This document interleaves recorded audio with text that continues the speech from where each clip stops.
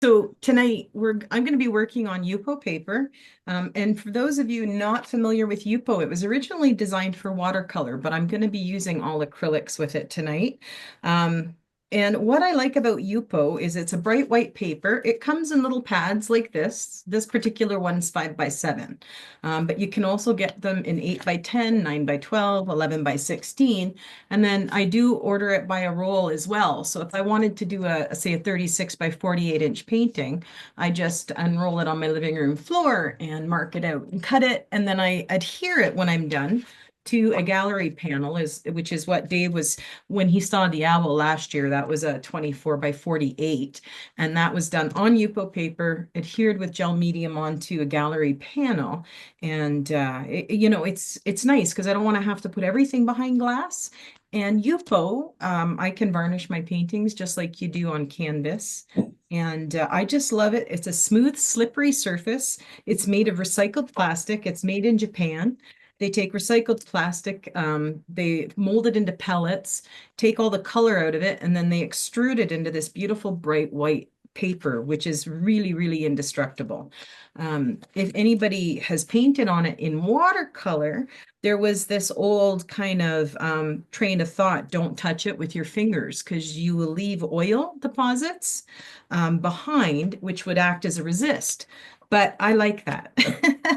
So I touch my paper. I don't care because my work is very, not experimental, but I'm like Bob Ross. I like happy accidents. So this is what we're aiming for tonight. So this is maybe if I do this. Yeah, maybe I'll just remove the uh what's his name? Good old what's his name? Yeah. Do you So, want me to just be on your on you or well, on your right now surface? I'm just showing this so people can see. This is sort of the goal. I did send out the material to Dave, my Yep. reference material, and sort of just my palette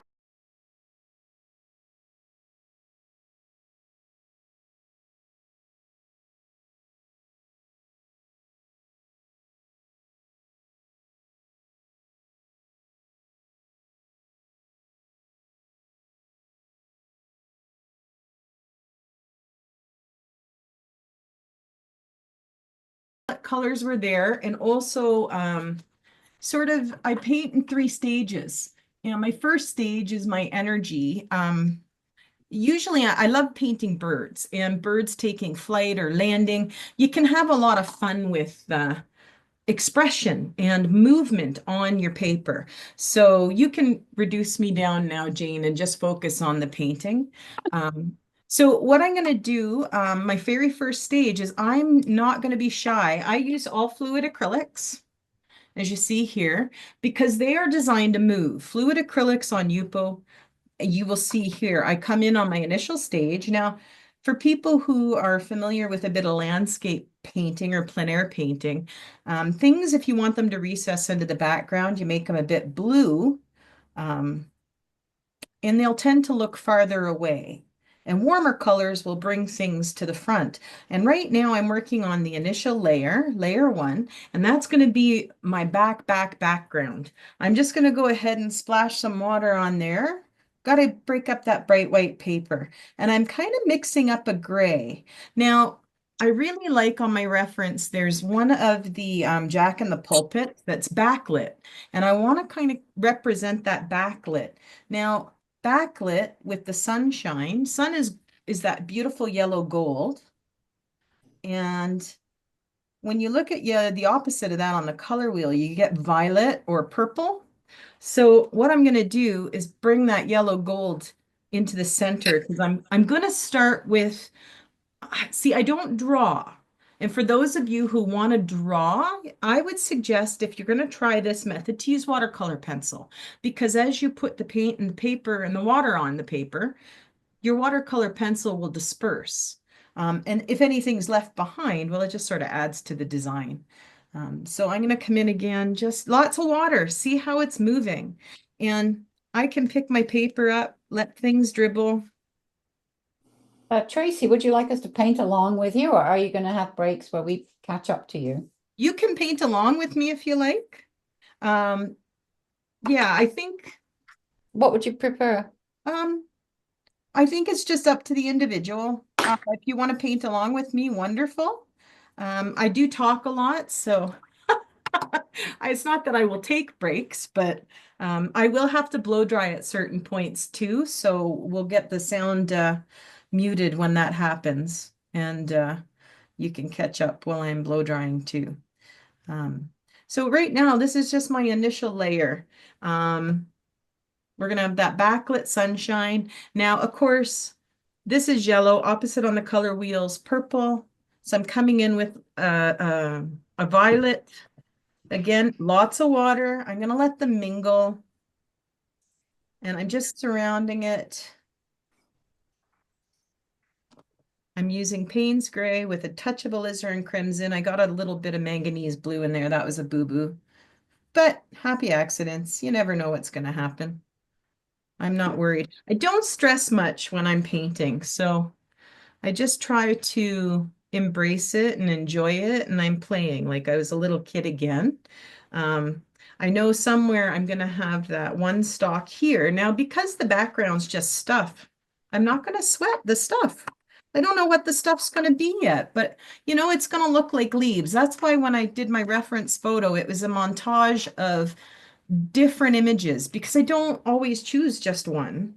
Um, I love, similar to working in watercolor, the acrylics, just really having some fun here on the Yupo because it can't absorb into it. It sits on top, and I have until it dries to play with this. But my first layer is always really, really, really wet.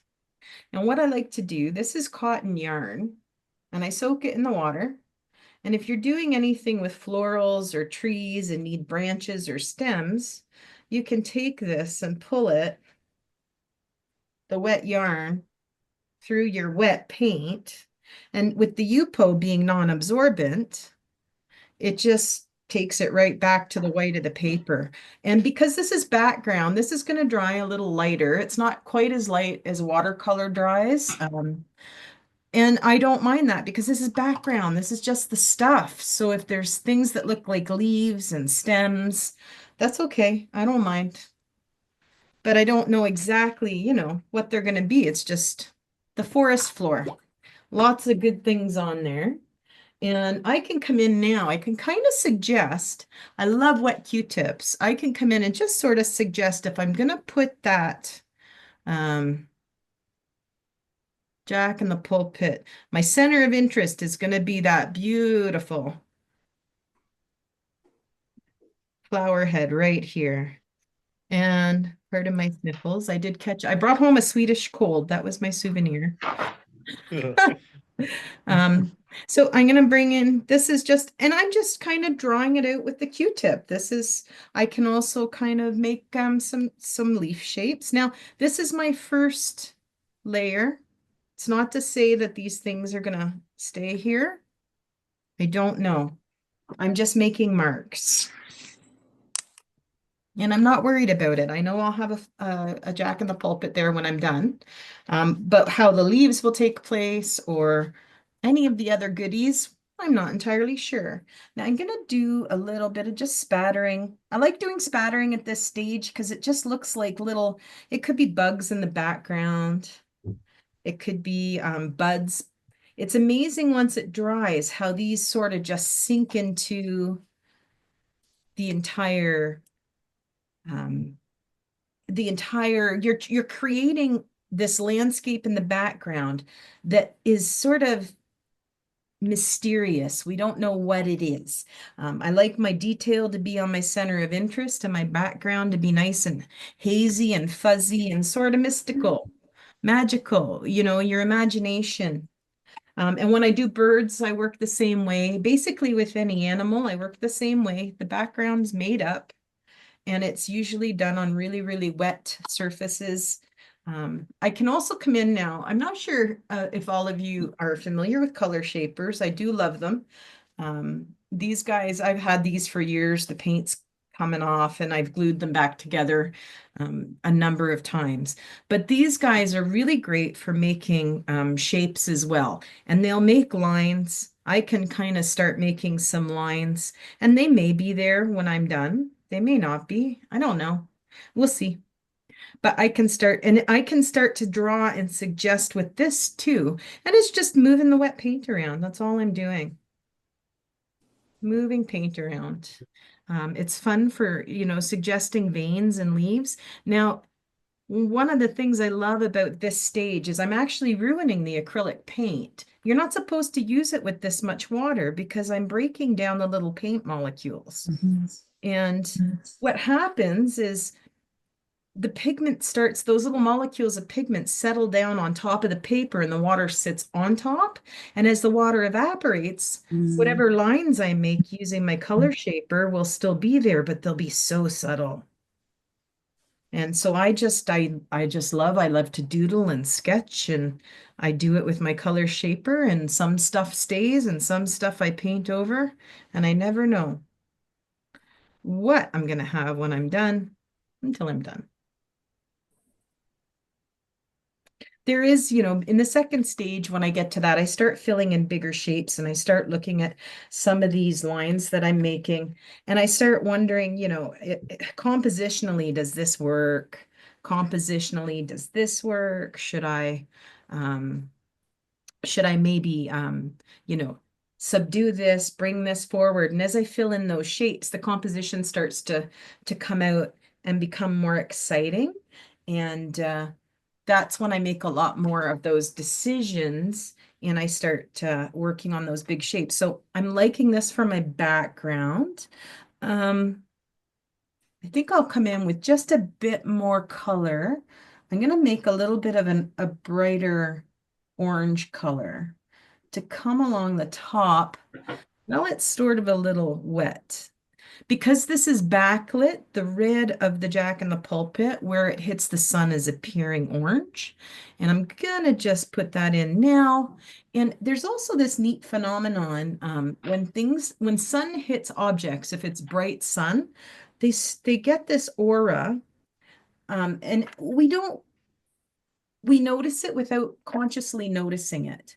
But around the outside edges of objects, they get this beautiful warm aura.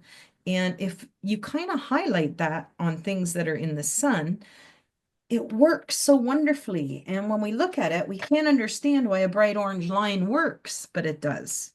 And it's just because that's the way our eyes see things when they're looking at something in direct light.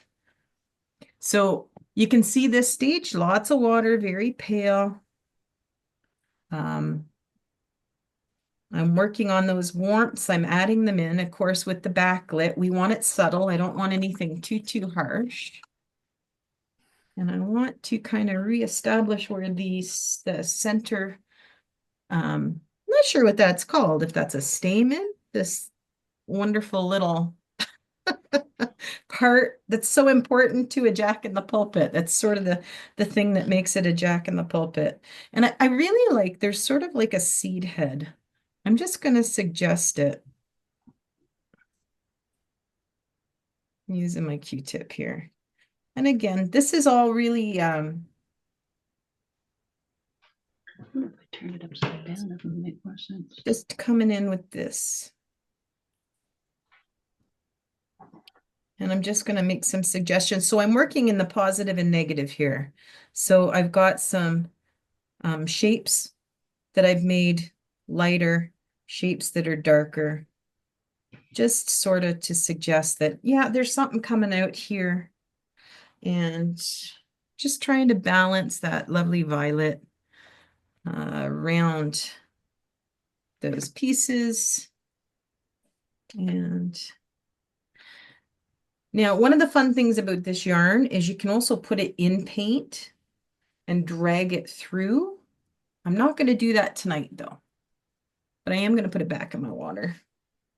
You can use the same yarn. I'm really cheap, so I can use the same yarn over and over and over again for like a year till it starts falling apart. Okay. Okay, so that's my first layer. Layer number one is pretty much done. There's still lots of water on there. You can see I'm getting this really interesting. Now, if you tried to paint this, it'd be impossible, but because I'm just letting the water and the acrylic mingle, they're mingling in a way that's creating these wonderful passages of wet, and they're spontaneous. And I love how it works together. And I still have all these wonderful subtle lines. I can bring that closer to my camera if that helps. But there's all these subtle shapes and lines in there that I can use in the second and third layers. Some of them will still remain and other ones will get covered up. Now, if you want to turn the volume down for me, Jane, I'm going to do a bit of blow drying. So if anybody wants to go ahead and start, this is stage one done. I've kind of got the energy down. I've got the big wet washes down. I'll dry this up and then I'll come back in, start filling in those bigger shapes and building up some value. Okay, I can put you on mute if you wish. Perfect, thank you. I'm just going to soak up anything that's wet so I can continue with stage two. So now I use less water and more pigment. And what's going to happen is I can build on this initial layer. It doesn't lift like watercolor does. It's acrylic. It's plastic now on plastic. But because it's dry, when I paint on the acrylic, it's going to just build up like it would in any other surface or medium that we're working with. So what I'm going to do is I'm just going to start a bit introducing some local color on my center of interest. So I'm going to come in with that little green stamen for lack of knowing what it actually is called. A pistol, maybe? Is it a pistol? Oh, pistil, that's probably what it is. So I'm going to come in with the little pistil and I'm going to just introduce a bit of green to it and a little bit of water. I don't want it so it's not going to. There we go. I'm going to start suggesting now. Now you'll notice that half that pistil, because it's in sunshine, the forward half of it is light. And what I'm going to do is I'm going to clean the paint out of my brush. And I'm going to clean the water out of my brush. And that's making what we call a thirsty brush. And I'm going to come back in and I'm just going to remove that outer edge. And what that's going to do is give me that gradation between a lighter and a more saturated object without actually painting white paint. I try to leave the white till the very end. Again, that's a lot of the things that I do are watercolor rules, only because I used to paint in watercolor, but it was funny. I was a hyper realistic, tight watercolor painter. And wasn't able to paint loosely until I discovered acrylics and Yupo paper. So every reason, this works for me. I'm not a watercolorist. I just want to look like one. So what I'm doing now, I'm just going to come in with a little bit of that beautiful burgundy, and I'm going to try and negatively paint, rather than painting in the green lines that suggest. I'm going to come in and just paint around where I think they would be and just suggest their existence for now. And we'll bring that up. And again, using my big mop brush. And let's see here. Take Hello, a closer you find look it? now. Let me mute me. Let's see here.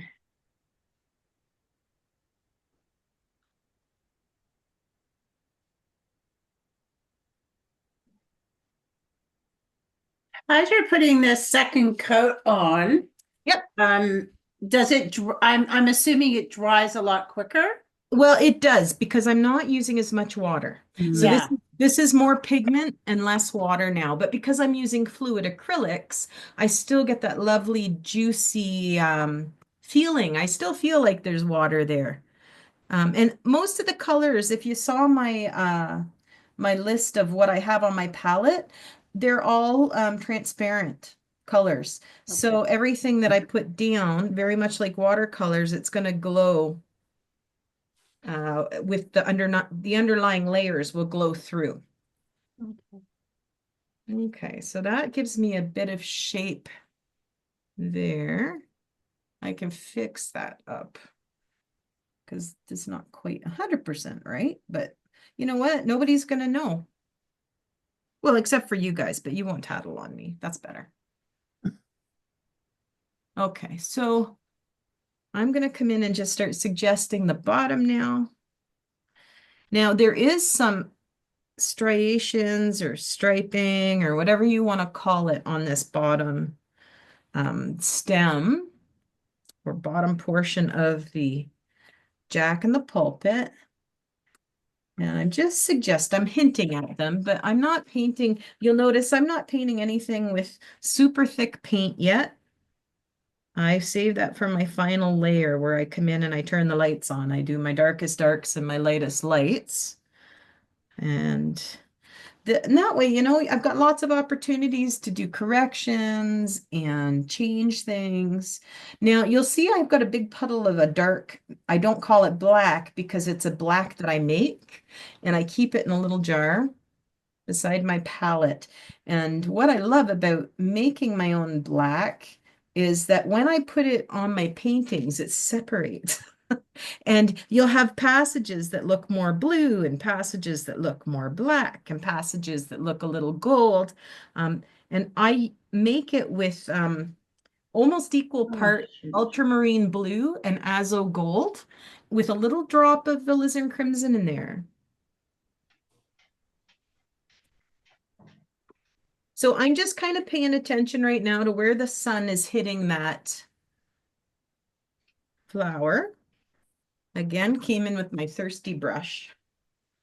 And I'm going to use now, are you guys familiar with more Catalyst tools? I have like a lovely variety of these guys. I do use them a lot.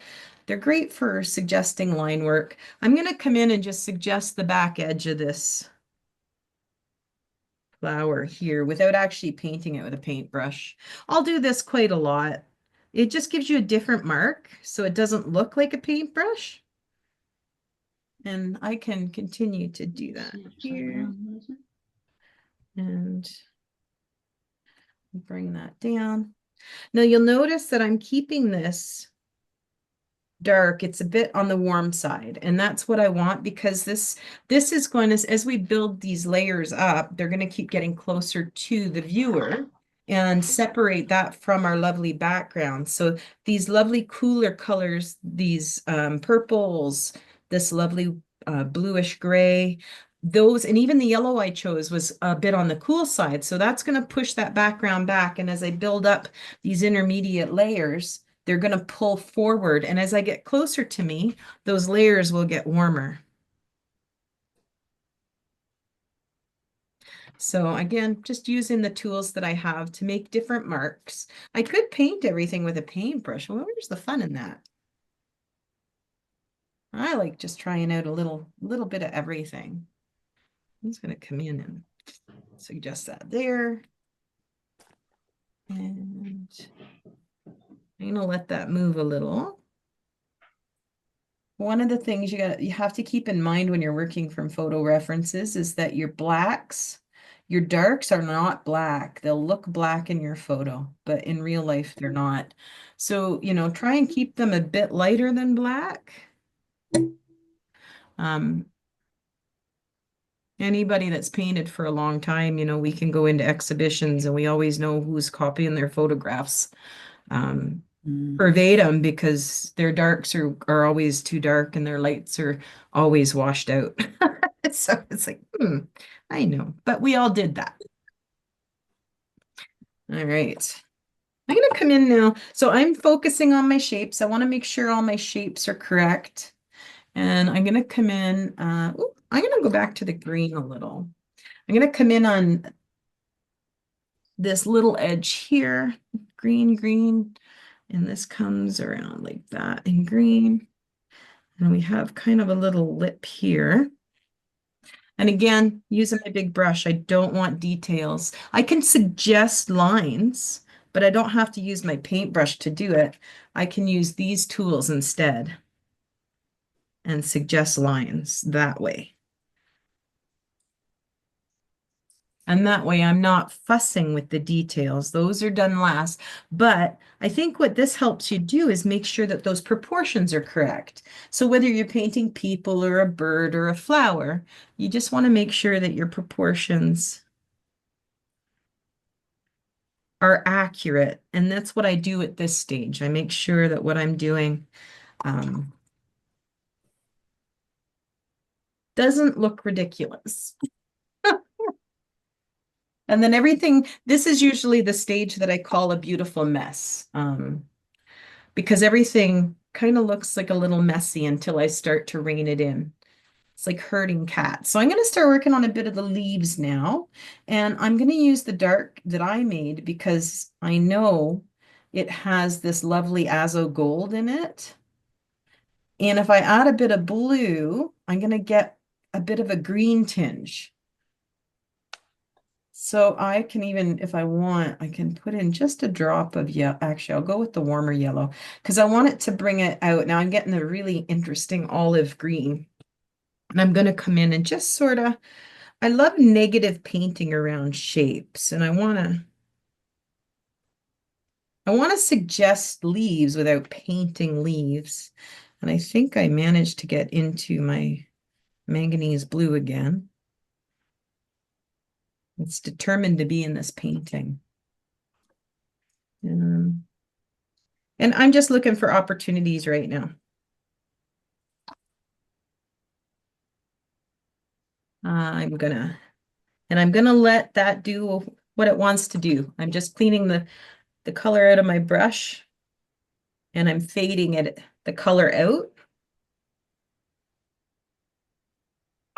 And I'll let that mingle. So I've got mingling going on top of the mingling underneath. And what it's going to do, I've created a few shapes that may be suggestive of leaves, you know, who knows?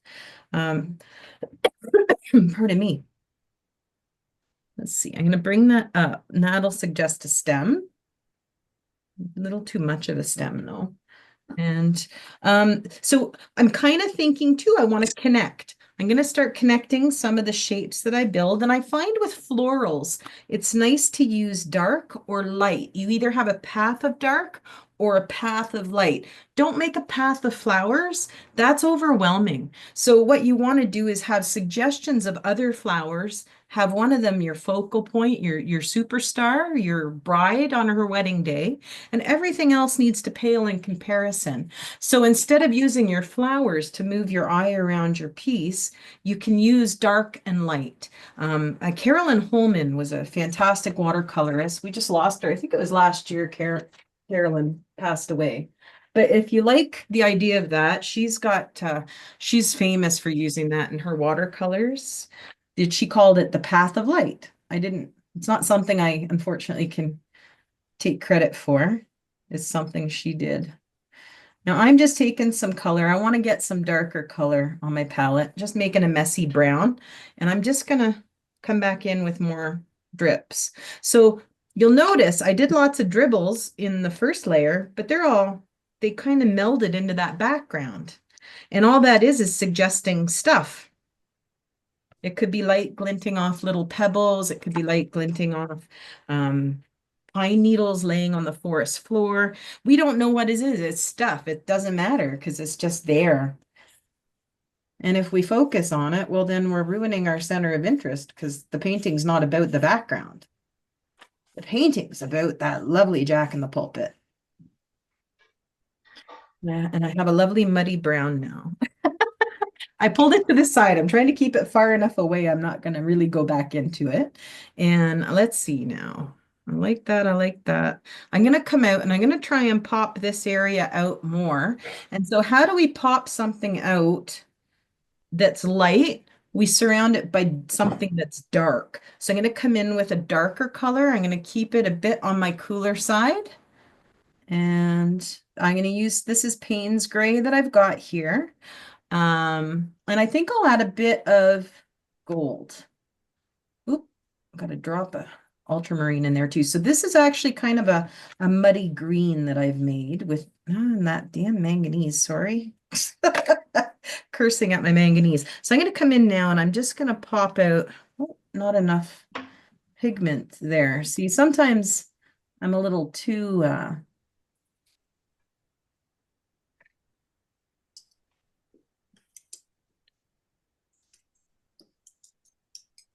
stingy on the pigment. So I'm going to come now and I'm just going to negatively paint around those edges. That should start popping them out a little. And mold, I guess. We're molding where we want that edge to be. And I can come back in too. I love using these tools if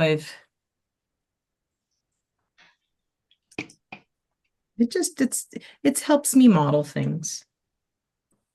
And that's okay. So now I've got the suggestion of that darker. I think I could have came in, I was being a little apprehensive there. I could have come in with a bit more of the dark. But that's the beauty of layering, because I can add and add and add. I find if I come in with a heavy hand, it's hard to push things. You know, you can knock stuff back, but if you come in with the heavy hand too quickly, it just doesn't look the same. You don't get the same glow, but when you layer upon layer to get your depth, things seem to glow that way. So now I'm gonna do that again, but I'm gonna come in with a much richer, less water, more pigment. Let's see. I'll add just a touch of red to that. So let's see. Now this is wet, so this may not even stick. I'm gonna see. Oh no. There we go. It's a nice warm dark. And I'm just modeling that one lip. Now, I don't want to go too far up. I don't want to lose the sense that we're backlit. So I'm just using a bit of clean water to pull that away. And I'll let that just do what it's going to do. It will still move. But at the same time, it just highlighted that forward edge for me. And while I'm at it, I'm going to come in and one of the things I love with this method is you can glaze, right? You can layer. So I'm just going to come in and warm that background up a bit to remind me that this is a backlit scene, right? So now, and you'll see that I'm not lifting anything underneath, and I'm trying not to hit my little lovely splatters there because they're still wet. But I want to warm that background up just a smidge. And I can come in and do this as many times as I need to in the subsequent layering. Let's see. There. And that's going to help pop everything forward because that's a cool yellow. And if I keep adding warm reds and greens and warm oranges and warm browns, then that's going to help pop things closer to us as well. Okay. Anybody got any questions while I'm working on this guy? No. Ooh, got an experienced group of painters. Have you had trouble with, so you can't get the original manganese anymore. It's discontinued. You can get manganese hue. Yeah, this is the manganese blue hue. Yeah, I thought so. Yeah. Yeah. Oh, it's the hue. Oh, yay. Yeah, this is manganese blue hue. Oh, And good. then I used to love, I actually hoarded when I found out Golden discontinued it, was the quinacridone nickel azo gold. I know. I went out and bought everything I could find, but they actually, Golden came out with azo gold, and I find almost zero difference in it. So I'm really happy because I use that in my black that I make. And I don't know if I would be satisfied with another dark, making another dark without having that nickel azo gold, because that in equal parts ultramarine blue is how I make this. And what I like about it, if I want a warmer dark, I can add ultramarine red, or sorry, alizarin crimson to that to warm it up, or more gold to it, or I can add more ultramarine blue and cool it down a little too, because it's made up of all those colors. It plays really, really well with them. So I'm going to suggest a few more shapes here. So I started suggesting a bit of the I guess it's a seed head of a Jack in the Pulpit here. And I'm going to come around it. I've got this funky brown over here. I'm going to come around it and suggest I'm going to negative paint around it and suggest the top of that. Because the bottom, there's a bit of violet where I suggested it. So just that's all it takes to kind of suggest that there's something going on over here. That's not my center of interest, so I don't need to make it one. I can just sort of suggest. Our imaginations are really, really good at filling in these details if we're given the opportunity to. And if I think I overdid it, and oh, it's like, oh, you know what? I can see lines in there. There shouldn't be lines. I like that actually, but I can just come in with my little mister and just a little spritz. And then I let that mingle. And then what it'll do is it'll break those hard edges up. Because that's on my center of interest. So my edges I want them to be fuzzy. I want them to be suggestive. I want them to be unique and do something interesting. I think I'm going to switch now to a smaller brush because I'm starting to, I think the bigger shapes are filled in. You know what? No, I should add another leaf. I'm going to continue with this guy just a bit more. I'm going to come in with a little bit more of I'm going to make a nice green. And that's not really a nice green. I'll mix those together. Neutralize it a little.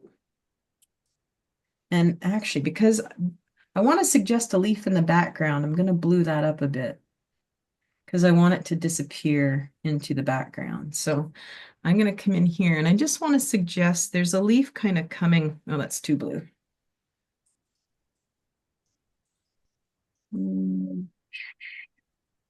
There, that's better. I want to suggest a leaf that's up here. And pull that off the page. It's important. You probably heard it before that, you don't want everything caught right in the middle of your painting. You want to pull things right off the page as you're painting. It's more dynamic. Our eyes don't like being trapped. It's our lizard brain. Our lizard brain says, oh my gosh, I can't get away. And we don't like to look at things that make us feel trapped. I'm going to come in and suggest some stems here. And again, big brush. And not making straight, solid lines.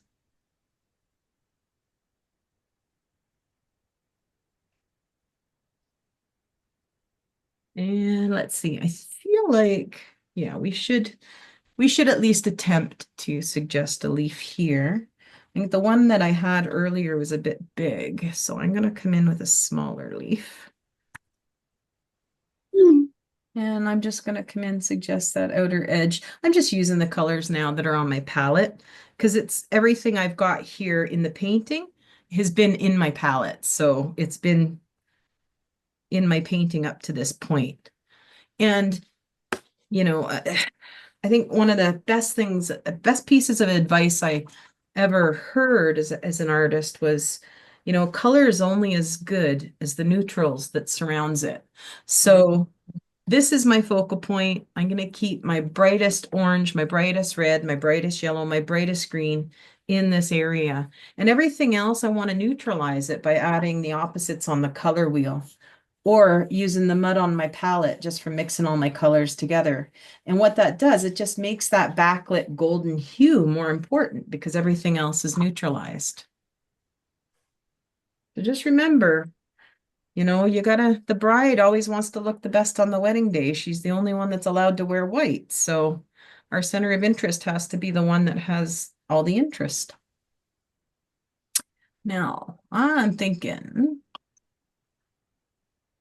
I've got something here. So now I'm thinking compositionally. So I've got this very large part here. I have a way for my eye to come in here. I have a way for my eye to come up here and in as well. So you always need to add lots of entrances and exits to your painting. Never have it just static. This is sort of an entrance. Let's see, this will be one here. So I like that. My eye is popping around, and these lines right now are sort of connecting everything. So I'm going to switch to smaller brush, and I'm going to start filling in more of the details on my focal point. So I'm going to come in and start suggesting the lines I want to make sure they're correct now. I want to make sure the proportions are good. I'm going to start with a bit of a cooler color. The top of this has kind of a cool gray, but it's got a lovely blue cast to it. So let's come in, we'll do that. And again, this is just another layer. I will come in on top of this as well. Now, what I find interesting when you're dealing with things that are really warm, if you have a real cool thing beside it, it makes the real warm pop out. So I'm actually kind of highlighting that outer edge with a bit of a cool blue right now. I'm going to come in here. Oh, and this is Mitten. Hi, Mitten. You can't be here right now. Oh.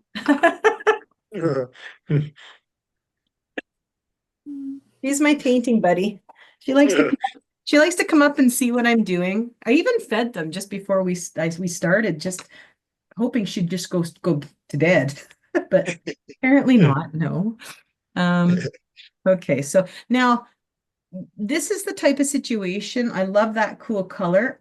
I don't want to isolate it to just that spot. So I'm going to kind of look for opportunities where I can use it in other places. So at the bottom, in the base here, there's like a lovely, cool, bluish, white, grayish.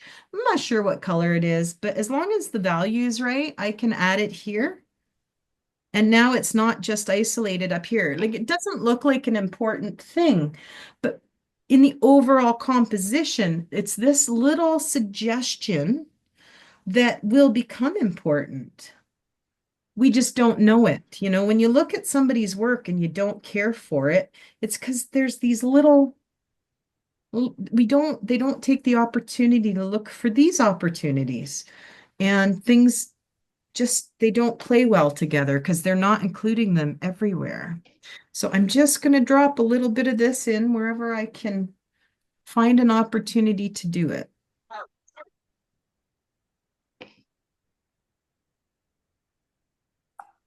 And again, layers, I'm just layering. And a lot of these layers, they won't need to be much more than what they are right now. It's already starting. You can already see the dynamic of the composition and that floral. And I'm starting to build up the values now. The values still aren't 100% correct, but as I build up, I'm still in that second stage. As I build that up, those values are going to start becoming correct. And once that happens, whoo, look out.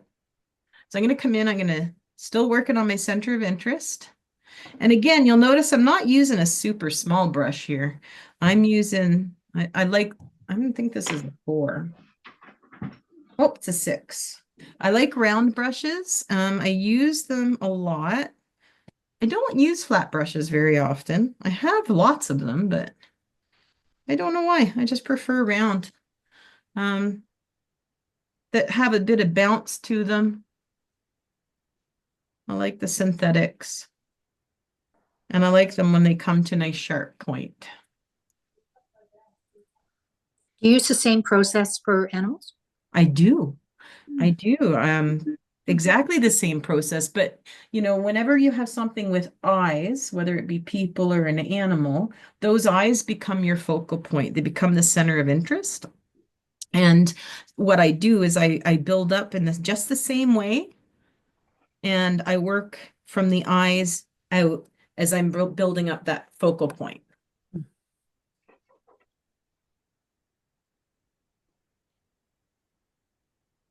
Yeah, it's funny. Humans were just predisposed to recognize things with eyes.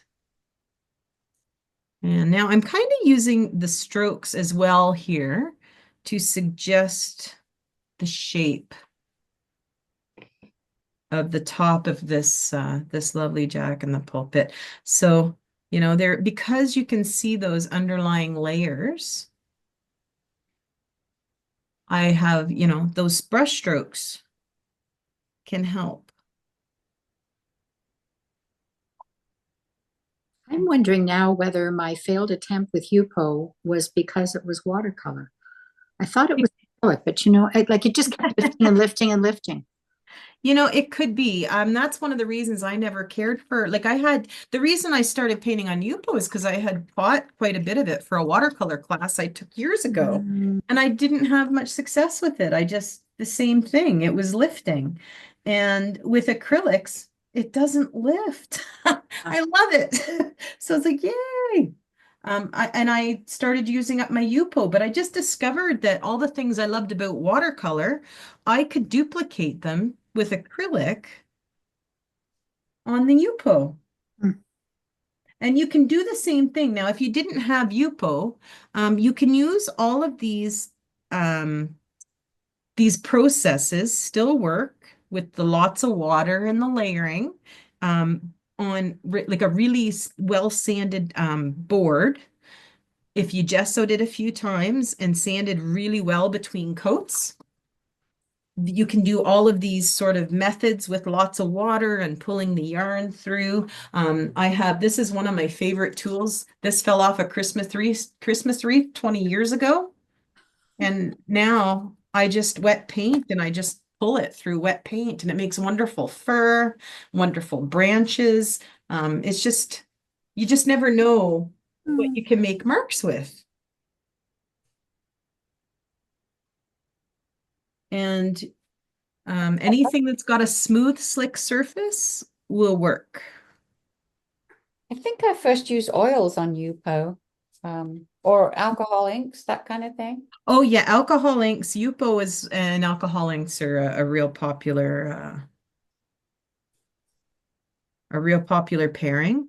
I've never personally used the alcohol inks. I do have inks, but I like the acrylic inks, and I use them with my mixed media, and I could use them in this too, but I was just trying to, later in the month, I'll be doing a mixed media for you guys, and you'll see some of the inks in action then. Yay, I'm glad you're coming back. This is amazing. I watched lots of demos. This is wonderful, Tracey. Oh, good. Well, If there's any questions, feel free to interrupt me and ask. So again, I'm still just working on my details. I'm just building up those little shapes. I'm not worried about the perfection. Nature, she's not worried about the perfection, so I'm not worrying about the perfection. No. Unless somebody like you guys knew the exact reference photo, there's so much variation between what we see in nature that nobody'd know whether or not what I'm doing is accurate. The next time you do a demo, I'm going to try to paint along. So if we can have the supplies list as much in advance as possible to. Oh, absolutely. Yeah, I would have got it a little sooner, but I was away. Okay. That's okay. No, it's just commentary on next time because we lost Curry's. It used to be close by. Oh, yes. And if you go to my website, everything that I use is listed under, you can actually shop and buy them right through my site. Every single thing I use when I do mixed media, acrylic, is all available there. You just click on the link and it takes you right to the products. I hate Amazon and I love it because everything is available on Amazon. I used to shop at Desserts quite a bit. I used to shop at Curry's. But unfortunately, those guys, they just, Yeah. I just can't get everything I need at the same time from them. And it's really frustrating when you do this for a living and you need stuff and you're teaching. I could spend a whole day losing my day just trying to get stuff. I can get one size from Desires, another size from Curry's. They have this color, they don't have that color. And it's just frustrating. I can go on Amazon and get it all. Hmm. And and I hate Jeff Bezos, but I love the product. I love the service he created. So Yeah. I'm suggesting some lines here. I'm gonna come in and fill in just a few more things that'll kind of be indicative, of shapes that we'll find. I could even do another shape. I'm gonna make it a bit bluer because I want it to sink into the background, but I can come in now and I'll look at another, let's see, I did it in my other piece. I can suggest another one over here. And sorry, sound effects are free.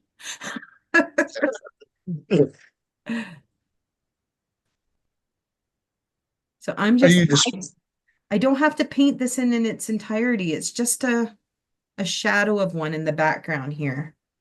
are So you displaying in any galleries right now, Tracy? Up that way?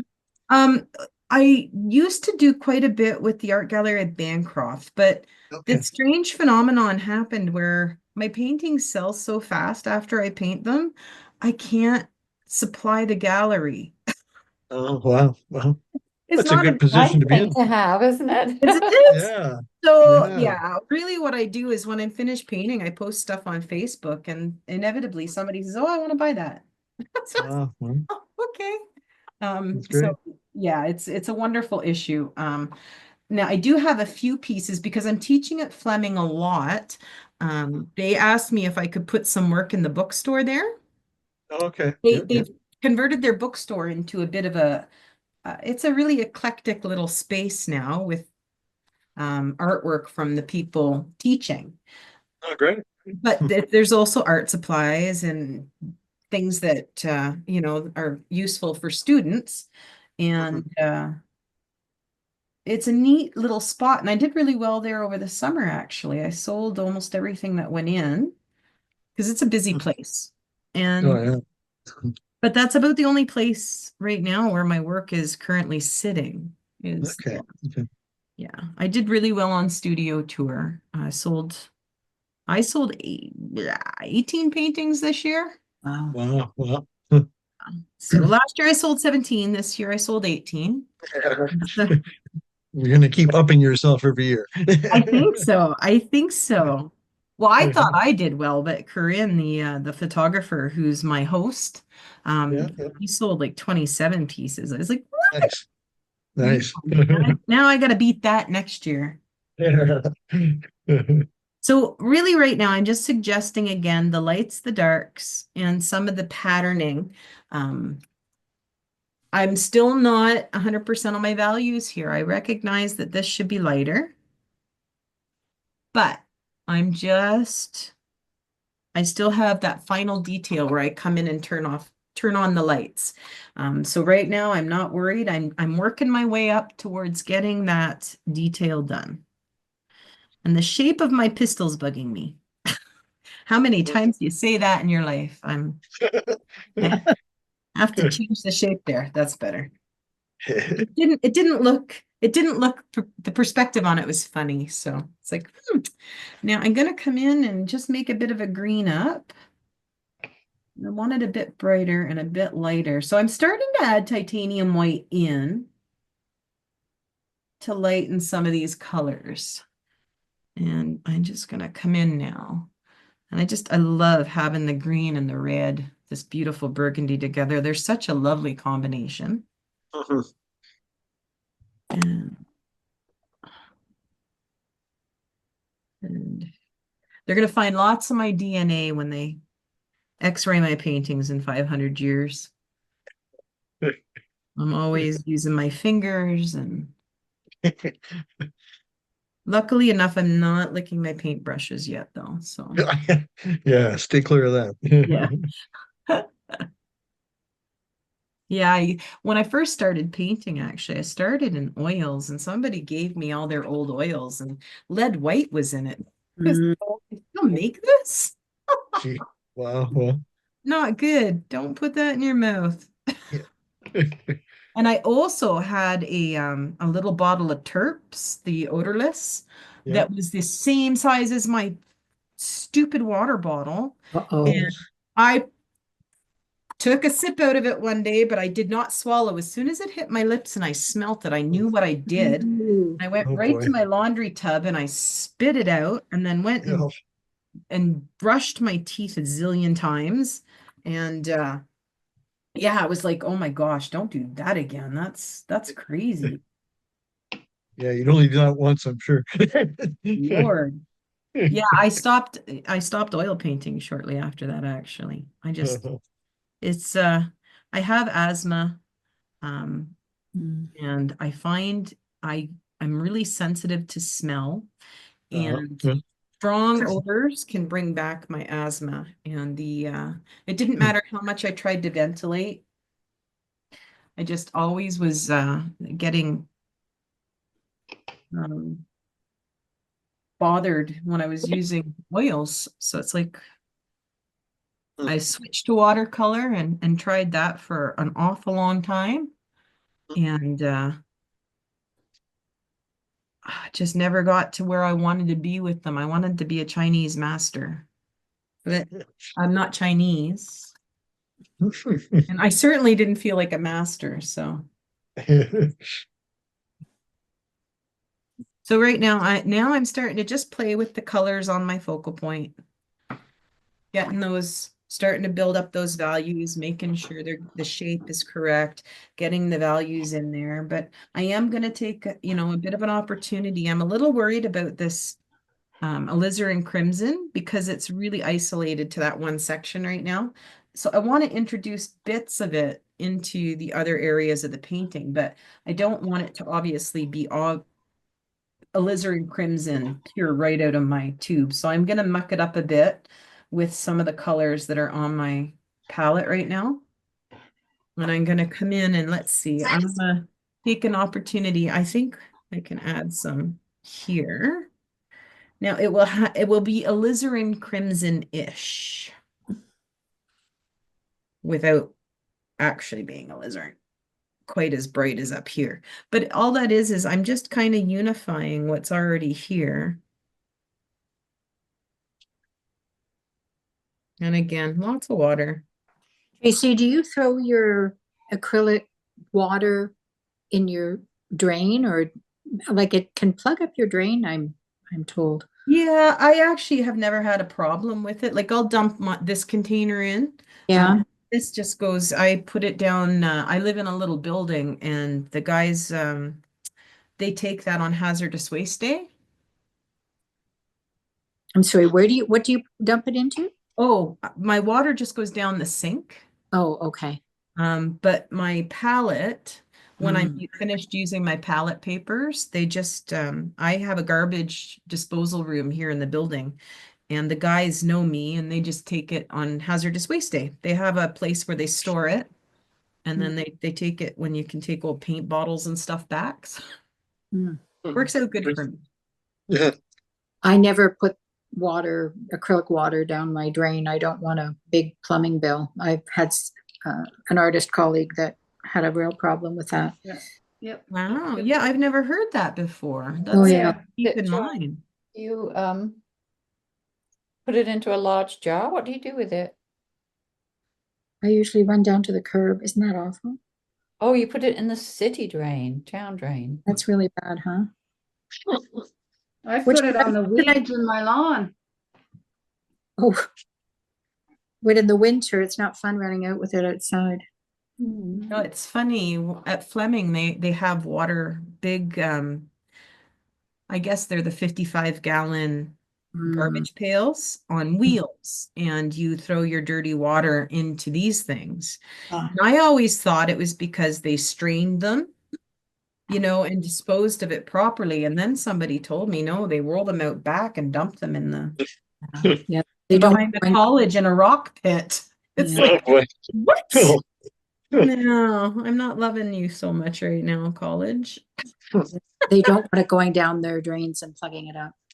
Well, no, and that's what, now that you say that, that makes sense. It's like, okay, I understand now why they were, Yeah. why they There's were. got to be a safer way though, because yeah, I mean, I'm not putting a lot in the sewer, but No, well, and two, right? It is plastic, and they're saying now microplastics, we're being able oh, never. to, Hmm. yeah, we're being able to measure them in Mhm. units. We've never ever been able to measure them before, and they're discovering they're freaking everywhere. So Yeah, true. I have so when I do oil painting, I get empty spaghetti tins, whatever, soup tins, whatever, and I put paper towels in and make it kind of like not liquid, and then it goes in the garbage.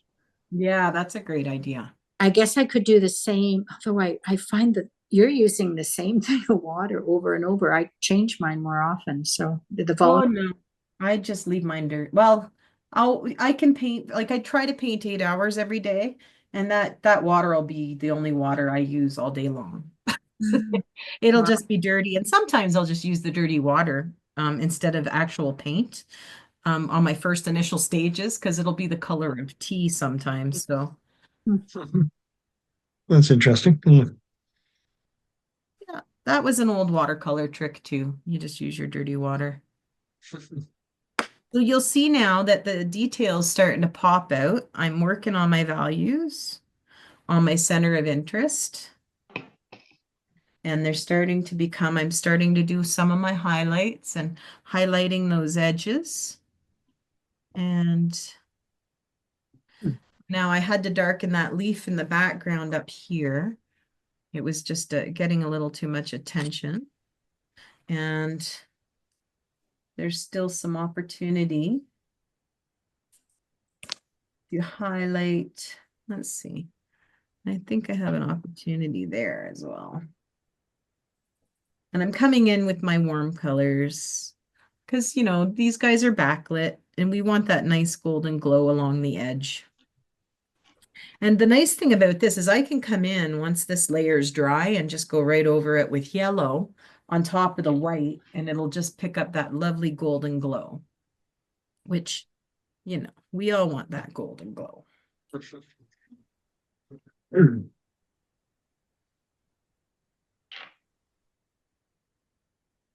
And I'm just bopping around, trying not to isolate that color to one area. I find too, a lot of the times we get stuck just in one spot. And, that doesn't benefit us in the long run. Yeah, I find we paint better if we can move around and sort of spread the love around. And I think I'm gonna come and suggest.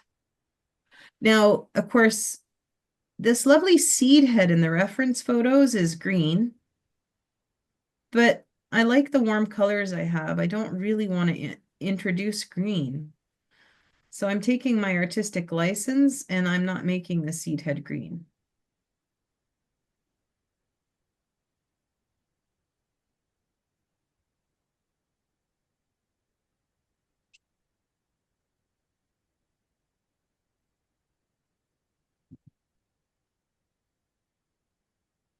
Actually, now that I look at it, that's a little too much yellow. I'll pull some of that off. Yeah, I'm just trying to warm up. Bringing the warm brings it forward and closer to me. It's funny, when I look at it sitting underneath me, I don't feel like there's a lot of distance, but when I look at it on the screen, I can see the depth.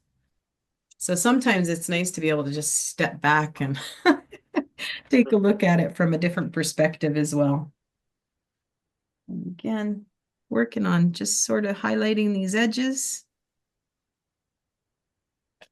making a distinction. So because I have dark and dark, I need to make a separation between the two. So I'm just coming in with that warm white and highlighting those edges. And now I can come in with that white. I like that leaf. I don't want to do anything to it. I may warm it up with a bit of maybe a light green. I'm not sure. No, I think I'll leave it. Mm.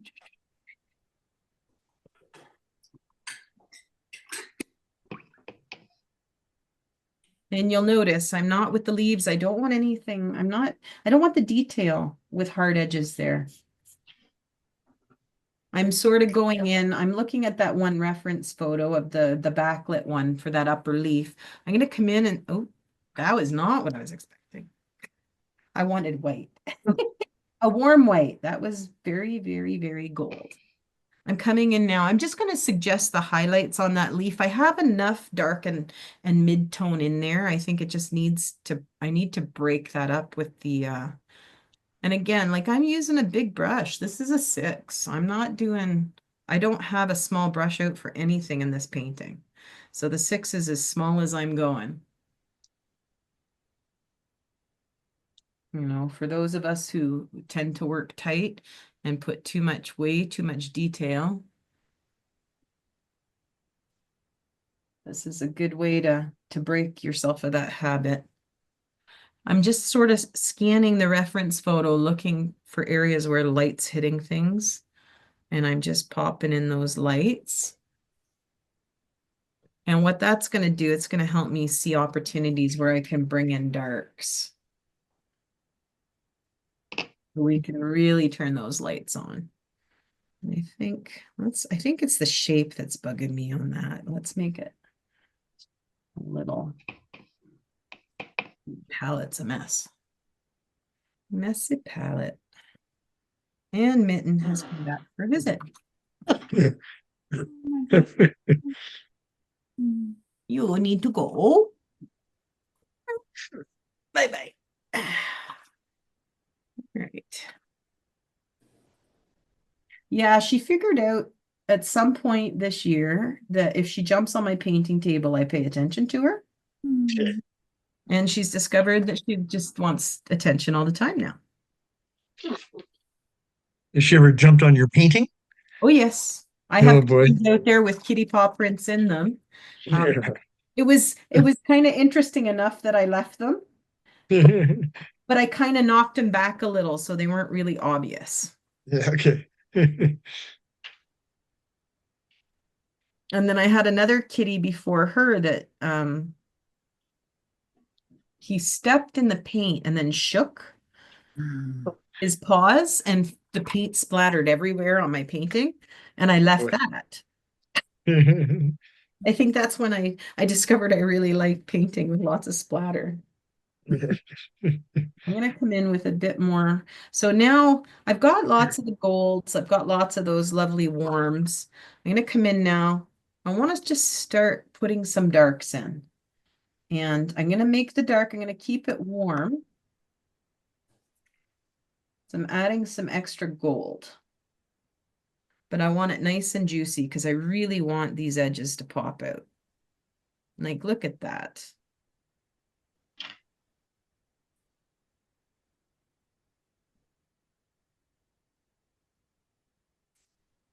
Now, this is when I say that path of dark. I'm going to use this to connect it. And I'm going to bring that dark right off the page in a number of spots. Now, I can come in now, just water, and I'm going to soften that edge with just clean water, and I'll let it float. That way, it's varied. There's variation in it. But that's a substantial difference. And all of a sudden, this flower is popping out. Now I'm going to bring in the dark here. Now you mentioned Payne's Gray, but it's not on the list that you. Oh, is it not on the list? Oh, I apologize. Yes, I do have a Payne's Gray that I use occasionally. It's not something I use with every painting, but I do like using it to make nice lavenders. I find ultramarine blue and alizarin crimson don't make the nicest purples. So whenever I paint with anything with purple, I like to actually use the Payne's Gray, and I get a better violet, better purple. So see that when I say that the path of dark, the emphasis, right? And the difference that it makes. Mhm. And of course, I used everything that I put out in my palette. I got to add a bit more. But this is when we can really make those lights light, the darks dark. You know, that background's still there and it's still crazy. I haven't done anything really to it other than pop around and add some different colors to it, but it's still suggestive of a lot of things. Like the forest floor would be. I'm gonna run that up a bit again. That's that, lots of that azo gold. Bring that in. Maybe I'll make that stem really dark. Again, I love to finger paint. Never outgrew that. So there we go. And then I can come in. So I love to use this as well as a painting tool. I can come in and just make a little bit of a line there. You know, fill in those little suggestive areas. Let's see where else I could do that.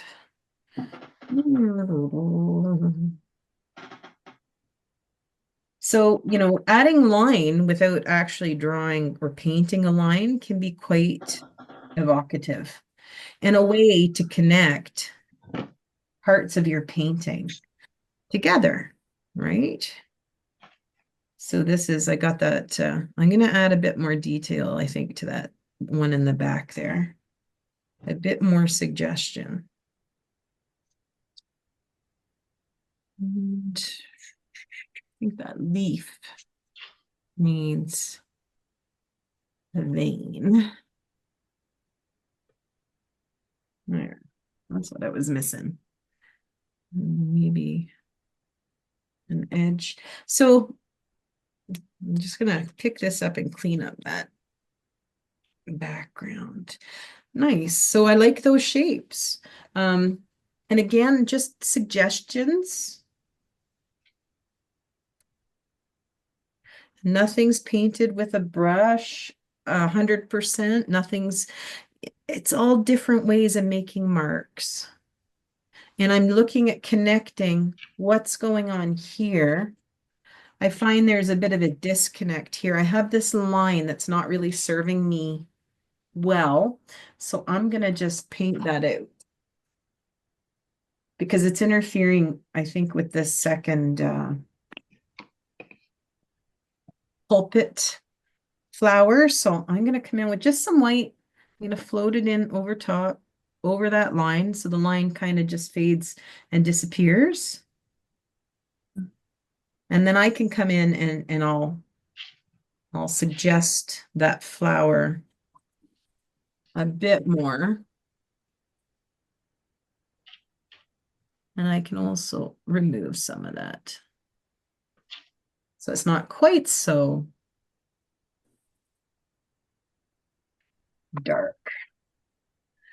And let's see. So, you know, I do have photo references, but it's not so much for my composition or what's in it. It's just so when I get to those little details on the spots I have that I want to emphasize that those details are right.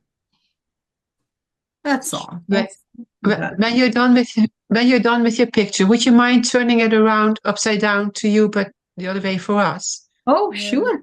It's really hard. It'll to give us see. a different perspective, right? Yeah, no worries. I'm almost finished, so I'm just gonna, now I'm just gonna turn the lights on. I'm just gonna make sure that my values are correct. So is this the third stage now? Yeah, I'm in the third stage and I'm just looking Detail. at doing those final details. Hmm. I'm gonna add I'm adding the real warm. This is my Diary Light Yellow. I just absolutely love it. It's such a wonderful color. And I'm using that just on the outer edges to give it that kind of glow. But again, I'm going to also use a paler. I'm going to come back and highlight those highlights again I'm just warming things up right now. I think I want more of that yellow there. That's better. And I want to warm that. I'm out of my fancy yellow, so let's get more out of that there. Now this is my cool yellow. I'm going to reintroduce some of that into the background. So I found it got a little washed away. Now see, because I've been layering, all those subsequent layers are just showing up underneath the acrylic. I'm not lifting anything. I still get all those beautiful marks and suggestions of stuff.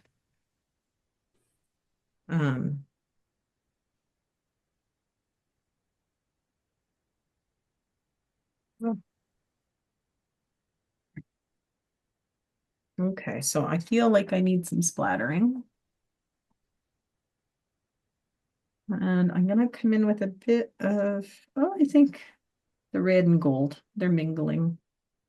Oh, you know what? No, I'm gonna come in with the yellow too. There we go. I have one question for your Yupo paper. Do you use like the medium or the heavy? No, I use all of it's the 74 pound, which is the medium one. Okay. I like the bright white. I don't use, there is a translucent variety, but I don't use that. Okay.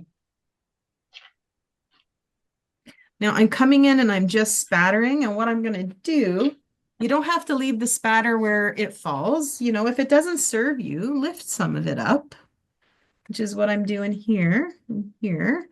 And then what I like to do is come in and just sort of spritz it and let it do its thing. And that adds to that whole watery feeling. And because it's on that like it's on the top layer now, it even helps push the other things into the background more than what they were.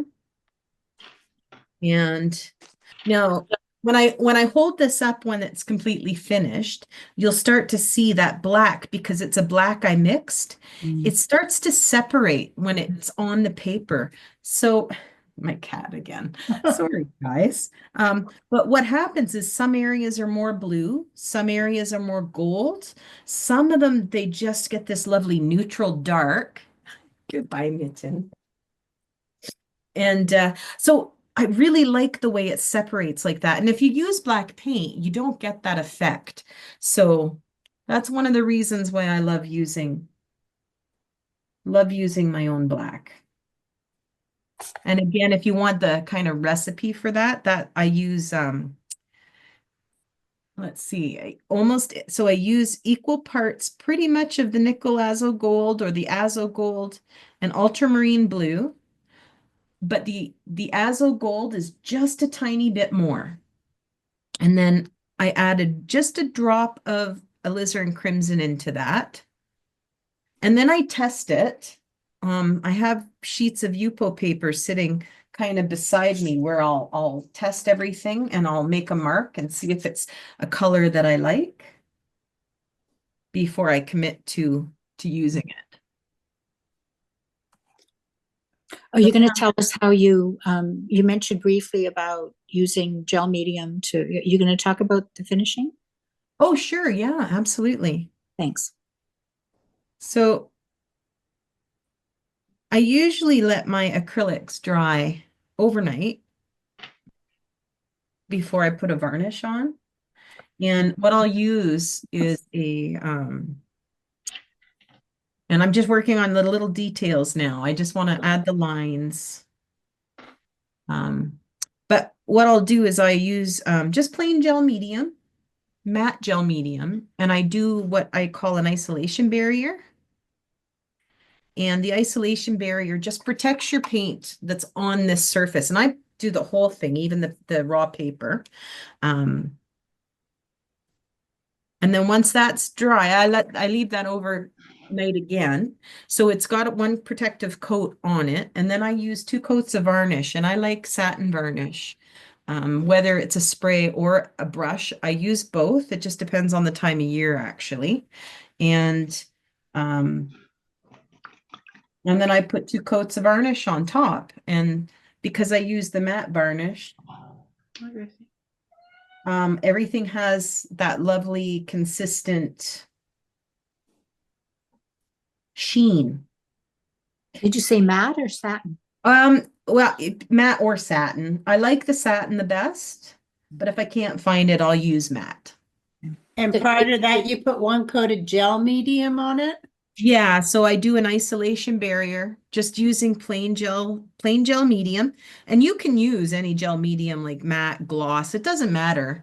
It's just your personal preference. It's just I've had my work in exhibitions and I've gone in to look at, the work hanging, and it's got lights reflecting on it and you can't see it. They've got it up by the lights, or they've got it right in front of a window, and all the detail disappears, and it's just frustrating. It frustrates me. So I just decided a long time ago, I'll just continue to use a satin varnish, and that way light, when work's hanging, is never, people look at what I want them to look at, not glaring reflections. Kinda- Did you say that you then put you put the Yupo paper onto a gallery canvas with matte medium? You can. I do. Let's see. I don't really have any here. No, So but I mean, I know how to do Yeah. that. I yeah, just yeah, wanted yeah. to know So that. all I do, you can put it on canvas, but the problem with canvas, it stretches when you push on it. So as you're trying to adhere the Yupo to the canvas and you push it down to get air bubbles out, it stretches the canvas and it exasperates the problem. So you'd put it on a birch panel or So something? yeah, so I just buy the gallery panels. Oh, yes, I know what you mean. Yeah, or if you look on YouTube, or sorry, on Amazon, you can get all sorts of um little panels like this. Yep, I know what you mean. Inexpensive. Okay. Yeah, and I just use gel medium as my adhesive, and it works out fabulously. And you put that on the front and the back, as you would do any other acrylic, right? I do, yeah. I mean, done that. So I'm getting close to getting these little finishing touches in. I'm running out of my white again. And when I use white, I tend to, long time ago, I think it was Brian Adio, he was teaching at Fleming, and I used to take his classes whenever he was around. And he always said, always make your white warm or cool, but never just use titanium white out of the tube. So right now, it's kind of a warm white that I'm coming in and I'm doing my highlights with. And again, I'm trying to keep everything sort of centered on this center of interest. I don't have to highlight in a whole bunch of areas. I just want this part focal. The focal point is where I really, really want these. I can use it as a tool to draw the eye up like I have the dark. But I don't want to overdo it in areas that aren't going to serve that purpose. Let's see. I think I want to just add some of maybe a purple, a grayish purple to those. Not quite happy with the way that looks right now. So I'm just going to come in and let's see.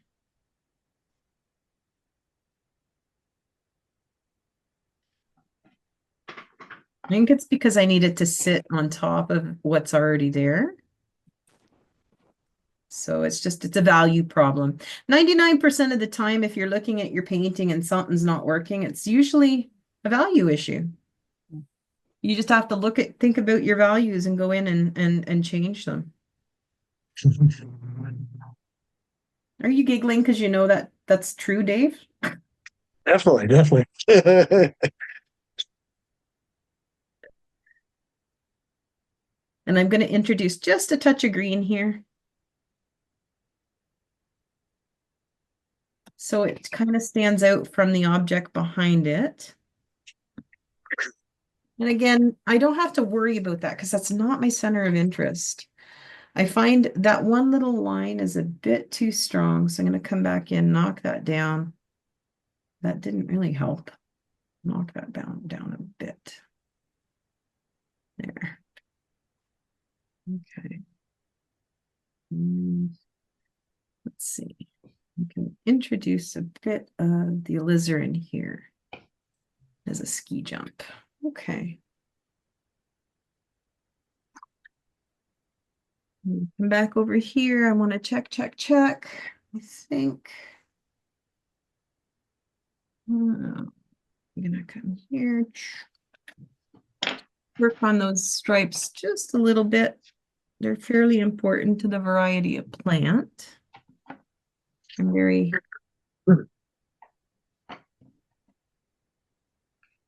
and this leaf is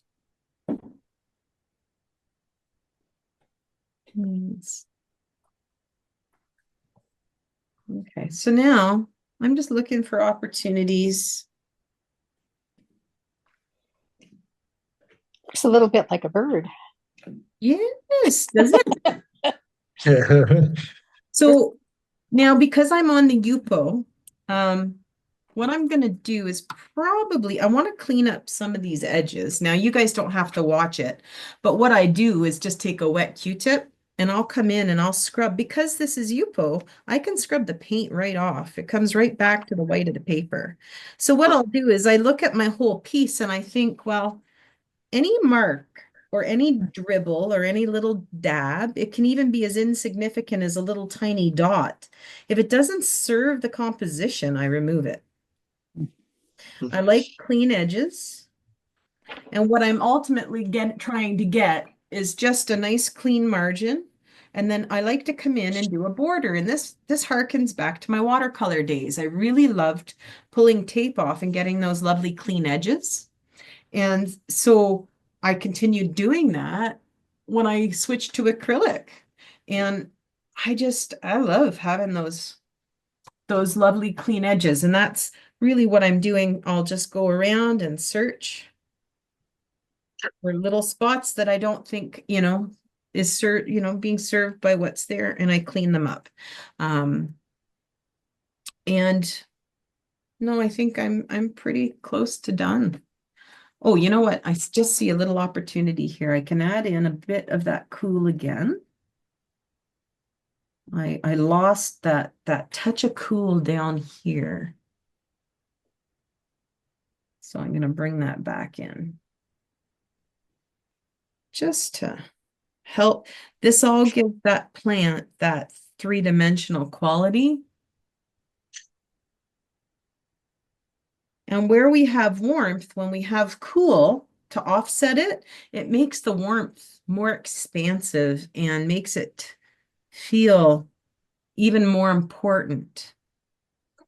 It's like yin and yang, where you've got dark, you need light, and where you've got all that warmth, having some cool actually will benefit the composition. So let's see here. I can introduce some up here.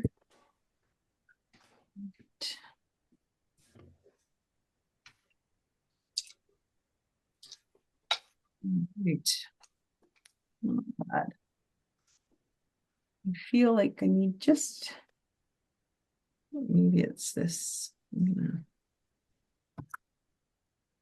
I'm just taking an opportunity to connect some stuff.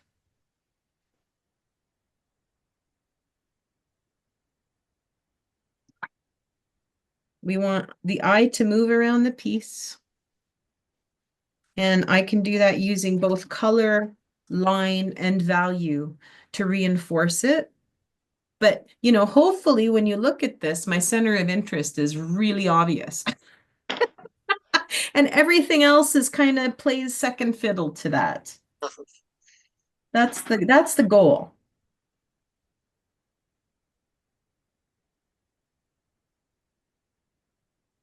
So yeah, if you guys take a look, for the mixed media one, I'm going to be doing, I'll do a demo, a real quick one on making jelly papers for collage, but then I'll go into the piece doing collage.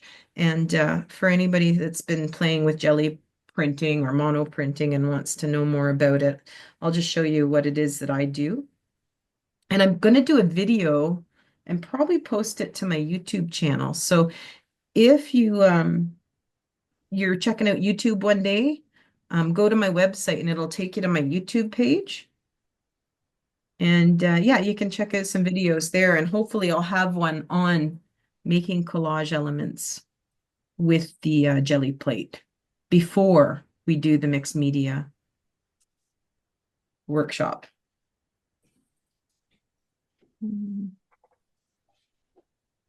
Okay. So other than doing the cleanup, I think we're getting close to being done. So I'm going to hold this up. I'm going to have to keep it flat though, because there's still lots of watery paint there. So A little lower. That's better. Yeah. Thanks. yeah.